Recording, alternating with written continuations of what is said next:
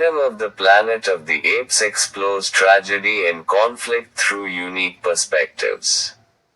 Mae and Proximus represent two sides of the same coin, reflecting the inevitability of the war.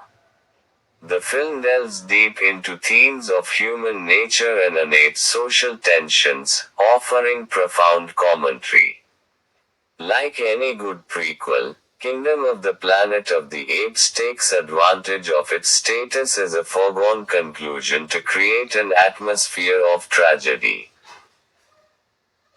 As a sequel to an earlier trilogy, however, it also expands upon the themes of the earlier installments, creating parallels but reaching different outcomes based on the environment. The legacy of Caesar, Andy Serkis, might still be profound, but his worldview no longer fits with the world Noah, Owen Teague now inhabits. Nowhere is this clearer than in the dichotomy between Mae, Freya Allan, and Proximus, Kevin Durand, over their views, which remain more similar than either would probably like to think. The Planet of the Apes franchise has long thrived through its social commentary, uniquely reflected through the condemnation of human nature and instinctive flaws. Thanks to this stance, the film both sympathizes with the philosophy of Caesar, but still acknowledges it is impossible in such an environment.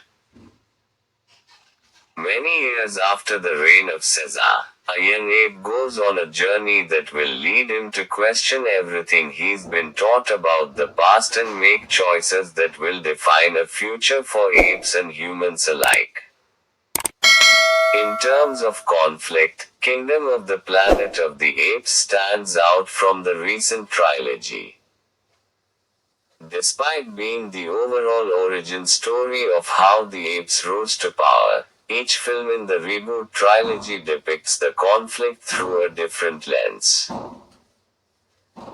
In Dawn of the Planet of the Apes, human characters like Dreyfus, Gary Oldman take a back seat to the rivalry between Caesar and Koba, Toby Kebbell, and their uniquely incompatible visions. Despite its title, War for the Planet of the Apes features Caesar and his tribe as being merely collateral damage in the final battle between two human armies. Only the first installment, Rise of the Planet of the Apes, places the conflict directly between humans and apes, something the newest film repeats. As a rare sequel to a prequel trilogy, Kingdom of the Planet of the Apes has a unique place in the franchise, since the outcome is a foregone conclusion. Although humans have been largely decimated and reduced in intelligence, many remain, and the final scene makes clear there's still a threat to the ape tribes. Ever since the classic films of the 1960s, the franchise has always been fascinated with the social aspect of human society, but the newest film returns to what made Rise so great in the first place.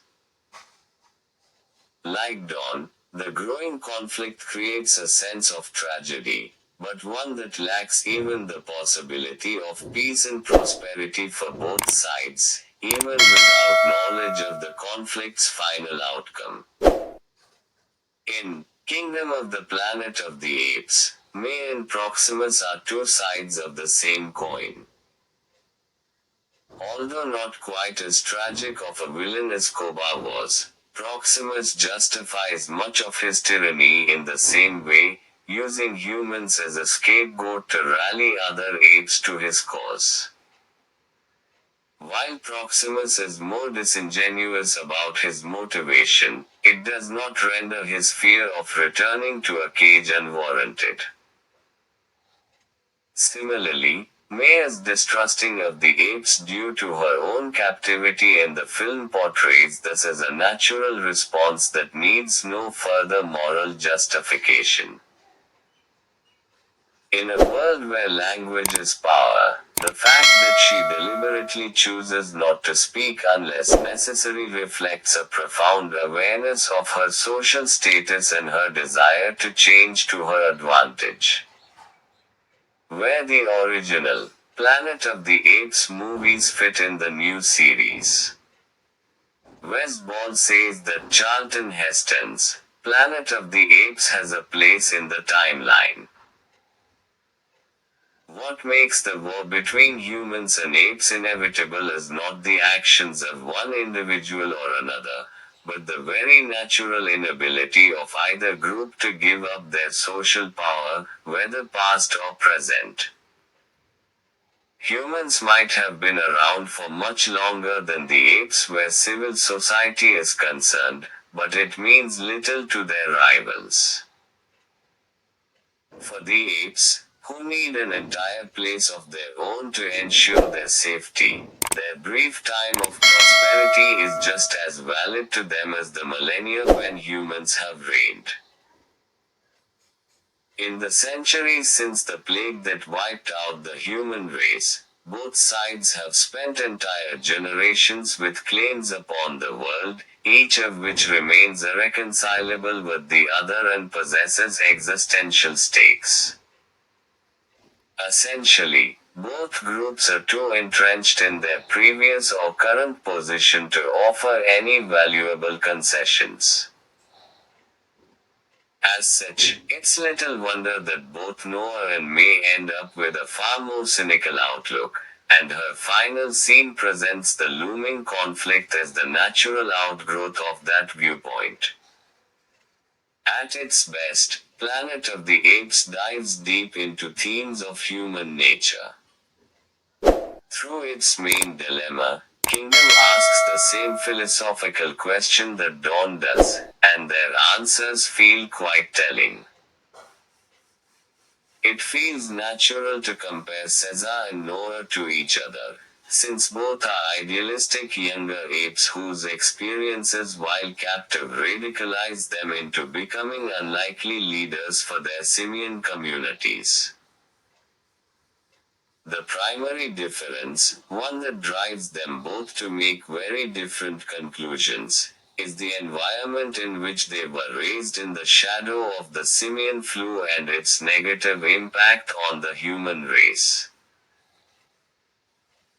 Having spent time with both species, Caesar also leads the apes in an era where they remain highly vulnerable to human power, and Dawn presents his efforts to make peace as a noble effort to preserve the fragile balance between two factions still mostly equal in power. Unlike Caesar, whose attempts to earn peace were only undone by a zealous follower who goes rogue, Noah is left facing a very different playing field, and his decision to reject the teachings of Raka, Peter Macken, reflects that perspective. Across the series, the conflict between humans and apes is often a metaphor for how social tensions reflect natural instincts, often serving as a morality tale against that very nature. Just as Rise details themes of oppression and how they can lead to revolution, Dawn explores the issues surrounding first contact, since both groups have no knowledge of the other on a collective level.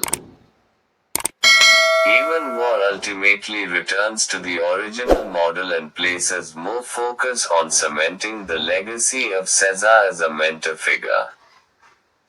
For this very reason, while still a great story, it can feel like an outlier from the others. As Caesar notes at his lowest point in Dawn, neither species is truly different from the other on a social level, and the awareness of this dynamic can not only create great social drama but make a profound statement about the human race in general, reflected in the famous ending created for the original film. When it tries to subvert this dynamic, the series has suffered for it, and its best moments come from embracing human themes with very non-human characters. As made clear by its ending, Kingdom of the Planet of the Apes stands apart from the previous trilogy due to its unique place in the timeline.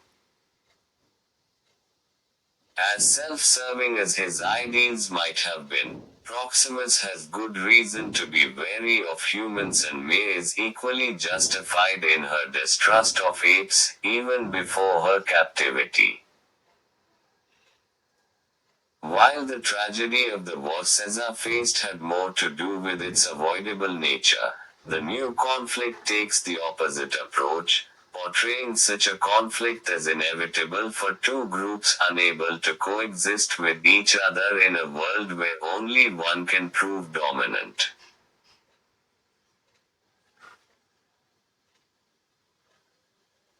Now that the war is here, and we know how it ends, all that remains to be seen are the final steps humanity takes to ensure its downfall, providing us with yet another cautionary tale in a franchise that has embraced them. Kingdom of the Planet of the Apes is now playing in theaters in the US. Yeah!